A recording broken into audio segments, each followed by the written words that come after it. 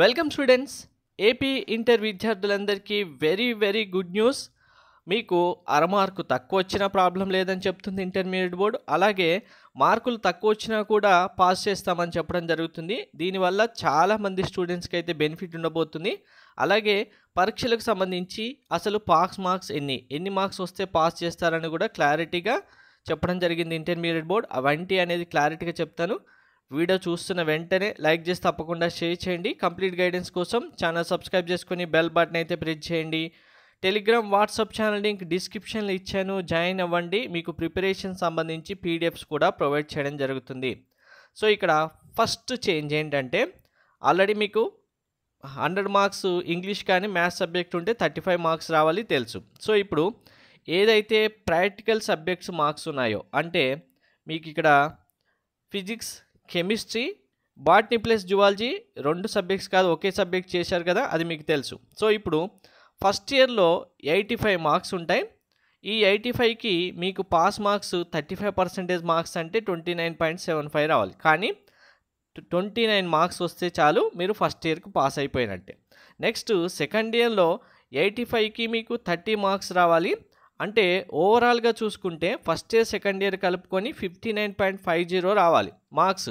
కానీ మీకు first year second year కలుపుకొని ఓన్లీ 59 మార్క్స్ వస్తే చాలు, పాస్ అయిపోతారు. అంటే ఫస్ట్ ఇయర్లో 85 మార్క్స్, సెకండ్ ఇయర్లో 85 మార్క్స్, ఈ 2 మార్క్స్ కలుపుకొని మీకు జస్ట్ 59 మార్క్స్ వస్తే ఆ సబ్జెక్ట్ మీరు పాస్ అయిపోయినట్టే. ఇంకా ఇక్కడ 0.50 మార్క్స్ రావాలి కదా. ఆల్రెడీ ప్రాక్టికల్ మీకు 30 మార్క్స్కి కండక్ట్ చేయడం జరుగుతుంది కాబట్టి ప్రాక్టికల్లో పాస్ అవ్వాలంటే 10.50 అంటే 10.5 మార్క్స్ రావాలి. కానీ దీన్ని 11 మార్క్స్ చేశారు. అంటే మీకు ప్రాక్టికల్లో మార్క్ రావడం చాలా ఈజీ. ప్రాక్టికల్స్ ఆటోమేటిక్గా 11 మార్క్స్ అనేది ఖచ్చితంగా ఇస్తారు. మినిమం 20 మార్క్స్ ఎంత వరస్ట్ సిచ్యువేషన్ ఉన్నా మినిమం 20 మార్క్స్ అయితే కన్ఫామ్గా ఉంటాయి.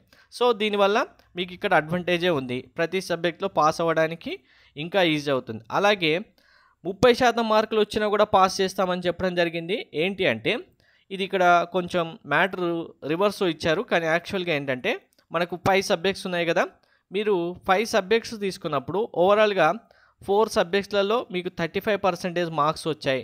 ఇంకొక 5th సబ్జెక్ట్లో ఏదో ఒక సబ్జెక్ట్లో మీకు ఓన్లీ 30% మార్క్స్ వచ్చాయి. అప్పుడు ఏం చేస్తారంటే మీరు 4 సబ్జెక్ట్స్ పాస్ అయిపోయారు కాబట్టి 5th సబ్జెక్ట్ కూడా పాస్ చేయడం జరుగుతుంది ఆటోమేటిక్గా. సో ఏంటి, మీరు 4 సబ్జెక్ట్స్ చూజ్ చేసుకొని పాస్ అయిపోయారంటే 5th సబ్జెక్ట్ ఆటోమేటిక్గా పాస్ అయిపోయినట్టే. ఇంకా దాని గురించి వరి అవ్వాల్సిన అవసరం లేదు. పాస్ మార్క్స్ వేసి మీకు మార్క్స్ ఇచ్చేస్తారు. జాగ్రఫీ సిలబస్లో ఏ మార్పులు లేవు. కానీ గతంలో లాగా 75 మార్కులకు నిర్వహించి దాన్ని 80 మార్కులకు లెక్కిస్తారు. జాగ్రఫీ సంబంధించి ఫస్ట్ ఇయర్ 15, సెకండ్ ఇయర్ 15 కలిపి ప్రాక్టికల్ 30 మార్క్స్ పెడతారు. నెక్స్ట్ ఇప్పుడు ఈ చేంజెస్ ఎవరెవరికి ఉన్నాయంటే 2026లో ఫస్ట్ ఇయర్ ఎగ్జామ్ రాయబోయే ఇంటర్మీడియట్ స్టూడెంట్స్కే ఉంటాయి. సెకండ్ ఇయర్ స్టూడెంట్స్కి ఆల్రెడీ ఓల్డ్ ప్యాటర్న్ ఏదవుతుందో అదే కంటిన్యూ అవుతుంది.